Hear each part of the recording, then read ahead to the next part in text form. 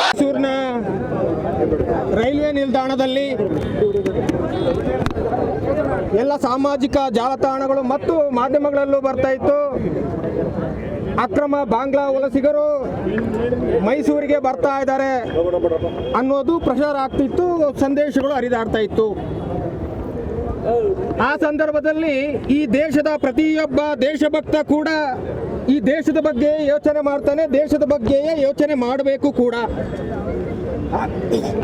ಹಾಗಾಗಿ ಈ ದೇಶಕ್ಕಾಗಿಯೇ ಪ್ರಾಣತ್ಯಾಗ ಮಾಡಿದರೆ, ಬಲಿದಾನ ಆಗಿದೆ. ಈ ಧರ್ಮಕ್ಕಾಗಿಯೇ, ಧರ್ಮ ರಕ್ಷಣೆಗಾಗಿ ಬಲಿದಾನವನ್ನು ಕೂಡ ಮಾಡಿದ್ದಾರೆ. ಆ ರೀತಿಯ ಒಂದು ಇತಿಹಾಸ ಇರುವ ಮಣ್ಣು ಇದು. ಹಾಗಾಗಿ ಆ ವಿಚಾರ ತಿಳಿದ ಹಾಗೆಯೇ ದೇಶಭಕ್ತರು ಒಂದಿಷ್ಟು ಜನ ಹೋಗಿ ಇದನ್ನು ನೋಡಲಿಕ್ಕೆ ಅಂತ ಹೋದಾಗ ಅಲ್ಲಿ ಪೊಲೀಸ್ ಇಲಾಖೆ ಇತ್ತು, ರೈಲ್ವೆ ಇಲಾಖೆಗೆ ಸಂಬಂಧಪಟ್ಟಂತ ಪೊಲೀಸ್ ಇಲಾಖೆ ಇತ್ತು. ಪೊಲೀಸ್ ಇಲಾಖೆ ಇದನ್ನು ತಪಾಸಣೆ ಮಾಡ್ತಾ ಇದ್ರು. ಅದನ್ನು ನೋಡಲಿಕ್ಕೆ ಅಂತ ಹೋದಾಗ ಪೊಲೀಸ್ ಇಲಾಖೆ ಇದಕ್ಕೆ ಸಹಕಾರವನ್ನು ಕೂಡ ಕೇಳಿದ್ದಾರೆ. ಯಾಕೆ ಇದನ್ನು ಹೇಳ್ತೀನಿ ಅಂತ ಕೇಳಿದ್ರೆ, ಸುಮಾರು 3 ಬೋಗಿಯಲ್ಲಿ ಬಂದಿದ್ರು ಅನ್ನೋದು ಅಲ್ಲಿ ಮಾತಾಡ್ತಿರೋದನ್ನ ಕೇಳಿಸಿಕೊಂಡಂತ ವಿಚಾರ. 3 ಬೋಗಿ ಎಂದಾಗ ಇಲ್ಲಿ ಕೂಡ ಒಂದು 10-15 ಪೊಲೀಸರು ಅಥವಾ 10-15 ಜನರಿಂದ ಅವರನ್ನು ಹಿಡಿಲಿಕ್ಕೆ ಸಾಧ್ಯ ಇಲ್ಲ. ಹಾಗಾಗಿ ದೇಶಭಕ್ತರು ಅಥವಾ ಈ ದೇಶದ ಪ್ರಜೆಗಳು ಯಾರಿದ್ದಾರೆ ಅವರು ಕೂಡ ಸಾಥ್ ಕೊಡೋದು ಸಹಜ, ಕೊಡಬೇಕು ಕೂಡ. ಅದೆಲ್ಲೂ ಕೂಡ ಕಾನೂನಲ್ಲಿ ತಪ್ಪು ಅಂತ ಇಲ್ಲ. ಆದರೆ ಈ ಎಲ್ಲ ಘಟನೆಗಳು ಆದ ಮೇಲೆ ರೈಲ್ವೆ ಸ್ಟೇಷನ್ಗೆ ಒಂದು 30, 35, 36 ಈ ಅನುಮಾನಾಸ್ಪದ ವ್ಯಕ್ತಿಗಳು ಯಾರಿದ್ದಾರೆ ಅವ್ರನ್ನ ಕರ್ಕೊಂಡು ಬರ್ತಾರೆ. ಅದಕ್ಕೆ ಕೆಲವು ದೇಶಭಕ್ತರ ಈ ನಾಗರಿಕರ ಸಹಕಾರವನ್ನು ಇಲಾಖೆ ತೆಗೆದುಕೊಳ್ಳುತ್ತೆ. ನಂತರ ಲಷ್ಕರ್ ಸ್ಟೇಷನ್ಗೆ ಕೂಡ ಒಂದು 100ಕ್ಕಿಂತ ಹೆಚ್ಚು ಅನುಮಾನಾಸ್ಪದ ಯಾರಿದ್ದಾರೆ KSRTC ಬಸ್ ಸ್ಟ್ಯಾಂಡ್ ಭಾಗದಲ್ಲಿ ಅವರನ್ನು ಕೂಡ ಕರೆತರುವಂಥ ಕೆಲಸಗಳು ನಡೆದಿದೆ. ಉಳಿದವರು ಎಲ್ಲರೂ ಕೇರಳ, ಕೊಡಗು, ಚಿಕ್ಕಮಗಳೂರು ಹೀಗೆ ಪಲಾಯನ ಮಾಡಿದ್ದಾರೆ. ಹಾಗಿದ್ರೆ ಆ ಘಟನೆ ಆದ ಮೇಲೆ ಪೊಲೀಸ್ ಇಲಾಖೆ ಮಾಡಬೇಕಾದಂಥ ಕರ್ತವ್ಯ ಏನಿತ್ತು, ಸೂಕ್ತವಾದ ತನಿಖೆಯನ್ನು ಮಾಡಬೇಕು. ಸೂಕ್ತವಾದ ತನಿಖೆಯನ್ನು ಮಾಡಬೇಕು ಅಂತ ಹೇಳಿದ್ರೆ ಕೇವಲ ಇವತ್ತು ಒಂದು ಆಧಾರ್ ಕಾರ್ಡನ್ನು ಇಟ್ಕೊಂಡು ಅವ್ರ ಕೈಯಲ್ಲಿ ಆಧಾರ್ ಕಾರ್ಡ್ ಇದೆ, ಆ ಆಧಾರ್ ಕಾರ್ಡ್ನ ಚೆಕ್ ಮಾಡಿದ್ದೀವಿ, ನಾವು ಬಿಟ್ಟು ಕಳಿಸಿದ್ದೀವಿ ಅಂತ ಹೇಳಿದ್ರೆ ಅದು ಪೊಲೀಸ್ ಕೆಲಸ ಅಲ್ಲ. ಅದು ಪೊಲೀಸ್ ಕೆಲಸ ಅಲ್ಲ, ಅದು ಸಾಮಾನ್ಯವೇ ಜನರು ಮಾಡುವಂಥ ಕೆಲಸ. ಅದು ಯಾಕೆ ಅವ್ರಿಗೆ ಗೊತ್ತಾಗಲ್ಲ ಯಾವ ಹಂತದಲ್ಲಿ ತನಿಖೆ ಮಾಡಬೇಕು, ಯಾವ ಡಾಕ್ಯುಮೆಂಟೇಷನ್ ನೋಡಬೇಕು ಅನ್ನೋದು ಅವ್ರಿಗೆ ಗೊತ್ತಿರಲ್ಲ. ಇಲಾಖೆಗೆ ಗೊತ್ತಿರ್ತದೆ. ಇಲಾಖೆ ಇವತ್ತು ಒಂದು ತನಿಖೆಯನ್ನು ಕೈಗೆತ್ಕೊಂಡ್ರೆ ಅದನ್ನು ಜಾಲಾಡಬೇಕು ಅಂತ ಇಚ್ಛೆ ಪಟ್ಟರೆ, ಮನಸ್ಸು ಮಾಡಿದರೆ ಬೇರೆ ಬೇರೆ ಆಂಗಲಲ್ಲಿ ಬೇರೆ ಬೇರೆ ಹಂತದಲ್ಲಿ ತನಿಖೆಯನ್ನು ಮಾಡುತ್ತೆ. ಅದೇ ಹಂತದಲ್ಲಿ ಇದನ್ನು ಕೂಡ ತನಿಖೆ ಮಾಡಬೇಕಾಗಿತ್ತು. ಆದರೆ ಅವರು ಕೇವಲ ಅದನ್ನು ಮಾತ್ರ ನೋಡಿ ಬಿಟ್ಟು ಕಳಿಸುವಂಥ ಕೆಲಸ ಆಗಿದೆ. ಅದರಲ್ಲೂ ಲಷ್ಕರ್ ಅನ್ನುವಂಥ ಪೊಲೀಸ್ ಸ್ಟೇಷನ್ನಲ್ಲಿ ಆ ಅಧಿಕಾರಿಗಳು ಯಾಕ್ರೆ ನೀವು ಅವ್ರ ಕೈಲಿ ಇದು ಆಧಾರ್ ಕಾರ್ಡ್ ಇದೆ, ನೀವು ಯಾಕೆ ಕರ್ಕೊಂಡು ಬರಬೇಕು ಅಂತ ಪೊಲೀಸ್ ಅವ್ರನ್ನೇ ಕೇಳ್ತಾರೆ ಅಂತೆ ಅವರ ಅಧಿಕಾರಿ. ಹಾಗಿದ್ರೆ ತನಿಖೆ ಅಂತ ಎಲ್ಲಿ? ಆಂತರಿಕ ಸುರಕ್ಷತೆಗೆ ಸಂಬಂಧಪಟ್ಟ ಹಾಗೆ ಯಾರು ಕೆಲಸ ಮಾಡಬೇಕು? ಆರ್ಮಿ ಅವ್ರು ಬಂದು ಇಲ್ಲಿ ಮಾಡಬೇಕಾ ಅಥವಾ ಇಲ್ಲಿಯ ಈ ರಾಜ್ಯದ ಪೊಲೀಸರು ಮಾಡಬೇಕಾ? ಯಾರ ಕೈಲಿದೆ ಅಧಿಕಾರ? ಅದನ್ನೆಲ್ಲ ಮಾಡೋದನ್ನ ಬಿಟ್ಟು ಅವನ್ನೆಲ್ಲ ಕಳಿಸಿ ನೀವು ನಂತರ ಯಾರನ್ನ ಸಹಕಾರವನ್ನು ಕೇಳಿದ್ರಿ, ಯಾರ ಸಹಕಾರವನ್ನು ಪಡ್ಕೊಂಡಿದ್ರಿ ನೀವು, ಅವರ ಮೇಲೆ ಅಲ್ಲೇ ಇದ್ದವರು ಅವರೇನು ನೀವು FIR ಆಗ್ತಾರೆ ಅಂತೇಳಿ ಭಯಭೀತರಾಗಿ ನಿಂತಿದ್ದು ಅಲ್ಲ, ಅಥವಾ ನೀವು ಹೇಳಿದ್ದನ್ನು ಕೇಳಿ ನಿಂತಿದ್ದು ಅಲ್ಲ. ಆ ತನಿಖೆ ಸಂಪೂರ್ಣ ಆಗಬೇಕು, ಆಗುವವರೆಗೆ ನಾವು ಇಲ್ಲಿ ಇರ್ತೇವೆ ನಿಮಗೆ ಸಹಕಾರಕ್ಕಾಗಿ ಅಂತ ಇಲಾಖೆ ಜೊತೆ ನಿಂತಿದ್ರು. ಆದರೆ ನೀವೇನು ಮಾಡಿದ್ರಿ? ಸುಮಾರು 1-1.5 ವರ್ಷದಿಂದ ಯಾವುದೇ DGP, SP ಆ ರೈಲ್ವೆ ಸ್ಟೇಷನಿಗೆ ಈವರೆಗೂ ಭೇಟಿ ಕೊಡದಂಥ ಅಧಿಕಾರಿಗಳು ಒಂದು ಸಲ DIG ಬರ್ತಾರೆ, SP ಬರ್ತಾರೆ. ಆಗ ಅನಿಸಿದ್ದು ಏನು ಅಂತ ಹೇಳಿದ್ರೆ, ಇವತ್ತು ಇಲಾಖೆ ಅದನ್ನ ತುಂಬಾ ಗಂಭೀರವಾಗಿ ಪರಿಗಣಿಸಿದೆ, ತನಿಖೆಯನ್ನು ಮಾಡ್ತಾ ಇದ್ದಾರೆ. ಇದ್ರಲ್ಲಿ ಏನಾದರೂ ಒಂದು ತನಿಖೆಯಲ್ಲಿ ಒಂದು ರಿಸಲ್ಟ್ ಸಿಗುತ್ತೆ ಅನ್ನುವಂಥ ಆತ್ಮವಿಶ್ವಾಸ ಇತ್ತು. ಆದರೆ ಏನು ಮಾಡಿದ್ರಿ? ಅಧಿಕಾರಿಗಳು ಯಾಕಾಗಿ ಬಂದಿದ್ರು? ಯಾರ ನಿರ್ದೇಶನ ಇತ್ತು? ಯಾರ ನಿರ್ದೇಶನದ ಮೇಲೆ ನೀವು ಬಂದಿದ್ರಿ? ಬಂದು ನಂತರ ಏನು ಮಾಡಿದ್ರಿ ನೀವು?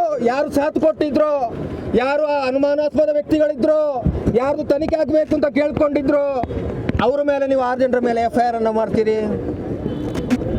FIR ಅನ್ನು ಮಾಡಿ ಈ ದೇಶದ ಕಾನೂನಿಗೆ ಬೆಲೆ ಕೊಡ್ತೀವಿ. ಆದರೆ ಪೊಲೀಸ್ ಇಲಾಖೆ ಇರೋದು ಏನು ಸತ್ಯಾಂಶ ಇದೆ ಅದನ್ನು ತೆಗಿಬೇಕು. ಎಲ್ಲಿ ಅನ್ಯಾಯ ಇದೆ, ಕಾನೂನಿಗೆ ವಿರೋಧ ಇದೆ, ಅಲ್ಲಿಗೆ FIR ಮಾಡಬೇಕು. ನೀವು ಮಾಡಿ, ನಿಮ್ಗೆ ಅಧಿಕಾರ ಇದೆ. ಆದರೆ ಅಮಾಯಕರ ಮೇಲೆ ನೀವು ಸುಳ್ಳು ಮೊಕದ್ದಮೆಯನ್ನು ದಾಖಲು ಮಾಡಲಿಕ್ಕೆ ಇದ್ದೀರಾ ಇಲ್ಲಿ? ಅಥವಾ ಯಾರೋ ಡೈರೆಕ್ಷನ್ ಕೊಟ್ಟರು ಅಂತೇಳಿ ಮೇಲಾಧಿಕಾರಿಗಳು ಇಲ್ಲಿವರೆಗೂ ಬಂದು ನೀವು FIR ಅನ್ನು ಮಾಡ್ತೀರಿ ಅಂತಂದರೆ ನಿಮ್ಮ FIRಗೆ ಯಾರು ಕೂಡ ಎದುರುವುದಿಲ್ಲ. ಇದು ನೇರವಾಗಿ ಹೇಳುವ ಮಾತು. ನಿಮ್ಮ FIRಗೆ ಯಾರೂ ಎದುರುವವರಿಲ್ಲ. ನೀವು ಫೇಕ್ ಕಂಪ್ಲೇಂಟನ್ನು ರಿಜಿಸ್ಟರ್ ಮಾಡ್ತೀರಿ. ನಿಮ್ಮ ಫೇಕ್ ಕಂಪ್ಲೇಂಟನ್ನು ಯಾರು ಇವತ್ತು ಫೇಕ್ ಕಂಪ್ಲೇಂಟನ್ನು ಒಬ್ಬ ಪೊಲೀಸ್ ಪೇದೆ ಬರೆದು ಕೊಟ್ಟಿರ್ತಾನೋ ಅದೇ ಪೊಲೀಸು ಪೇದೆ ಕರೆದಿರುವಂಥದ್ದು ಬನ್ನಿ ಸಹಕಾರಕ್ಕಾಗಿ ಅಂತೇಳಿ ಇವತ್ತು ಅವನ ಕೈಯಿಂದಲೇ ನೀವು ಇದು ರಿಟರ್ನಲ್ಲಿ ತಗೊಂಡು FIR ಮಾಡಿಸ್ತೀರಿ. ನಂತರ DYSP ಅಂದಾಗ ಒಂದು ಅದಕ್ಕೆ ಘನತೆ ಗೌರವ ಇದೆ. ಒಂದು ಇಲಾಖೆ DYSP ಅಂತ ಹೇಳಿದ್ರೆ ಅದರದ್ದೇ ಘನತೆ ಗೌರವ ಇದೆ. ಆ ಇಲಾಖೆಯ ಎಲ್ಲ ಆಗು ಹೋಗುಗಳನ್ನು ಗಮನಿಸುವಂಥ ಅಧಿಕಾರಿ. ಮೈ ಮೇಲೆ ಕಾಕಿದ್ರೆ ಅದಕ್ಕೆ ಆದಂಥ ವ್ಯಾಲ್ಯೂ ಇದೆ. ಆ ವ್ಯಾಲ್ಯೂವನ್ನು ಕಾಪಾಡಿಕೊಳ್ಳುವಂಥ ಕೆಲಸ ಮೇಲಾಧಿಕಾರಿಗಳದಿರ್ತದೆ. SP DYSP ಅಥವಾ AC ಆ ಒಂದು ಇರುತ್ತೆ.